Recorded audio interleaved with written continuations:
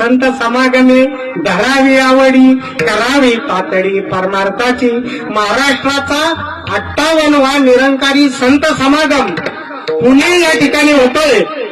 500 एकरच्या मैदानामध्ये लाखो अनुयायी येऊन खर तर त्या एका ईश्वराची एका परमात्म्याची आत्मज्ञानानं आत्मबोधानं आत्मदर्शनानं आत्मानुभूतीनं प्राप्ती करून देतात आणि तिथे तो समागम होतोय.